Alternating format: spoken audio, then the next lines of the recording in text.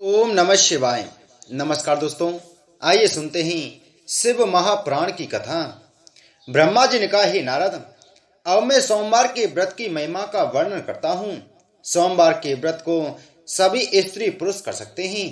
जो लोग इस व्रत को करते हैं उनके दोनों लोक सुधर जाते हैं तथा उन्हें संपूर्ण मनोकामनाओं की प्राप्ति होती है। सोमवार का व्रत करोड़ों जन्मों के पापों को नष्ट करने वाला है।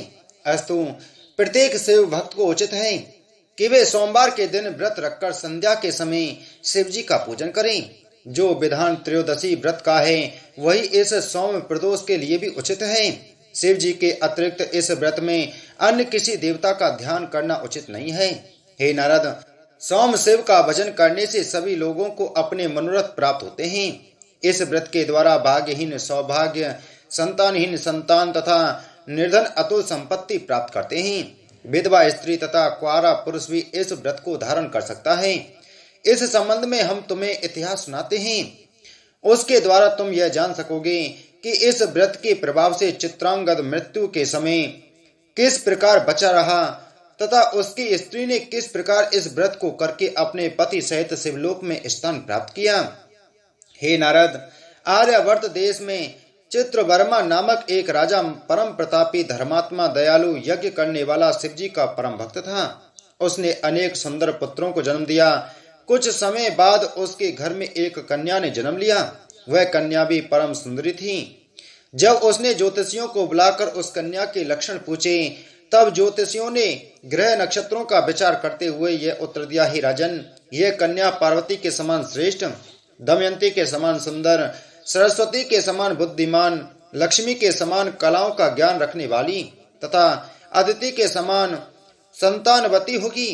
इसका नाम सीमंतनी होगा। यह 8 पुत्रों को जन्म देगी तथा संसार में यश प्राप्त करेगी। ज्योतिषियों की यह बात सुनकर राजा तथा रानी अत्यंत प्रसन्न हुए। उन्होंने ज्योतिषियों को बहुत सा धन दिया, परंतु उसी समय एक बुद्धिमान ब्राह्मण ने निर्भीकता पूर्वक यह कहा, हे राजन, तुम्हारी यह पुत्री 14 वर्ष की आयु में विधवा हो जाएगी। इसमें कोई संदेह नहीं है। इस बात को सुनते ही राजा तथा रानी को अत्यंत शोक हुआ, परंतु फिर धैर्य धारण कर उन्होंने सब ब्राह्मणों को विदा कर दिया तथा स्वयं भगवान सदाशिव का ध्यान धरने लगे। हे नारद, जब वह कन्या युवावस्था को प्राप्त हुई और उसने अपनी सहेलियों के मुख से यह सुना कि एक ब्राह्मण ने 14 वर्ष की आयु में मेरे विधवा हो जाने की बात कही है, तो वह अत्यंत चिंतित एवं दुखी होकर याज्ञवल्क्य मुनि की पत्नी मैत्रेयी के पास पहुंची। उसने मैत्रेयी को दंडवत प्रणाम करने के उपरांत सब वृतांत कह सुनाया तथा यह प्रार्थना की, आप मुझे कोई ऐसा उपाय बताइए जिससे मेरे पति की आयु की वृद्धि हो।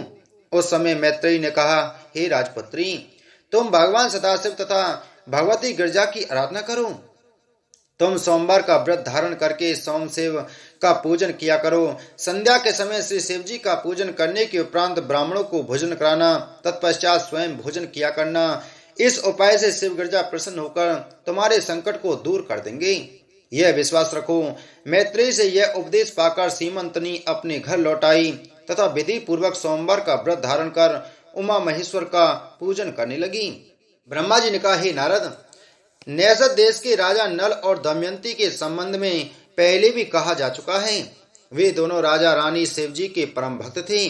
उनके एक बालक उत्पन्न हुआ जिसका नाम इंद्रसेन था। इंद्रसेन भी शिवजी का परम भक्त था। इंद्रसेन के घर चित्रांगद नाम के एक बालक का जन्म हुआ। चित्रांगद चंद्रमा के समान सुंदर, संपूर्ण विद्याओं तथा कलाओं में प्रवीण एवं अपने पिता के समान ही शिवजी का परम भक्त था। राजा चित्रवर्मा ने उसे सब प्रकार से योग्य देखकर अपनी पुत्री सीमंतनी का विवाह उसके साथ कर दिया।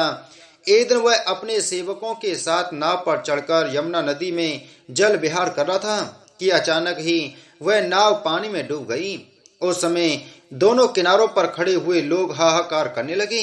हे नारद, जब राजा चित्रवर्मा ने यह समाचार सुना तो वह अत्यंत व्याकुल हो नदी के तट पर जा पहुंचा और उच्च स्वर से रुदन करने लगा। रानी भी मूर्छित होकर पृथ्वी पर गिर पड़ी।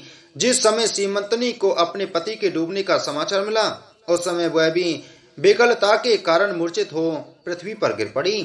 राज्य के मंत्री, सभासद तथा प्रजा में से ऐसा कोई भी व्यक्ति न था इस समाचार को पाकर अत्यंत व्याकुल ना हुआ हो।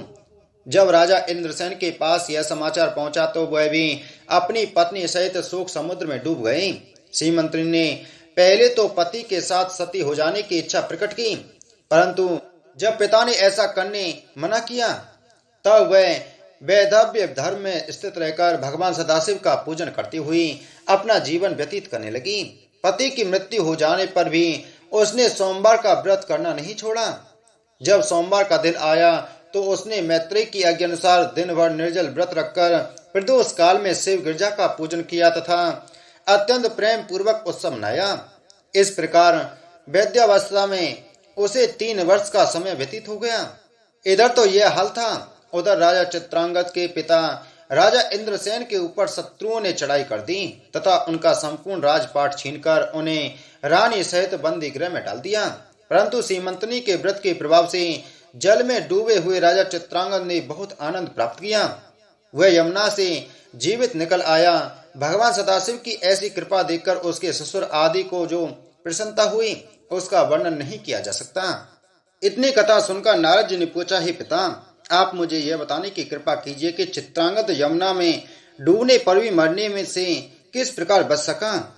ब्रह्मा जी बोले, हे नारद, वह वृत्तांत इस प्रकार है कि जिस समय चित्रांगद जल के भीतर पहुंचा तो उसने वहां नागों की अनेक स्त्रियों को क्रीड़ा करते हुए देखा। उन स्त्रियों की दृष्टि भी जब राजा पर पड़ी तो वे उसकी सुंदरता पर मोहित हो गईं और उसे अपने साथ पाताल में ले गईं। चित्रांगद ने पाताल में जाकर यह देखा कि वहां नागों के अनेक नगर बसे हुए हैं। जिस समय चित्रांगद नागों के राजा तक्षक के रत्न जड़ित सिंहासन के समीप पहुंचा उस समय वहां की विचित्र सामग्री एवं दास दासियों की शोभा को देखकर वह आश्चर्यचकित रह गया। तदुपरांत उसने परम तेजस्वी नागराज तक्षक को प्रणाम किया। तक्षक ने भी उसे अत्यंत सुंदर देखकर अपनी स्त्रियों से पूछा, यह राजपुत्र यहाँ किस प्रकार आया है? तुमने इसे कहां से प्राप्त किया है? उस समय नाग कन्याओं ने यह उत्तर दिया, ही राजन, हमें इसके कुल आदि के संबंध में कुछ भी ज्ञात नहीं है। हम इसे यमुना नदी के जल में पड़ा हुआ देखकर यहाँ ले आई हैं। हे नारद, नाग स्त्रियों की बात सुनकर तक्षक ने चित्रांगद से पूछा, हे राजपुत्र, तुम कौन हो? चित्रांगद ने भगवान सदाशिव का स्मरण कर प्रणाम करते हुए राजा तक्षक को सब वृतांत कह सुनाया तथा यह कहा, हे प्रभु, पूर्व जन्मों के अनेक पुण्यों के प्रताप से ही आज मुझे आपके दर्शन करने का सौभाग्य प्राप्त हुआ है। मेरे पितरों को भी आज तक आपके शुभ दर्शन नहीं हुए। मैं यहाँ आकर अपने को परम सौभाग्यशाली समझता हूँ।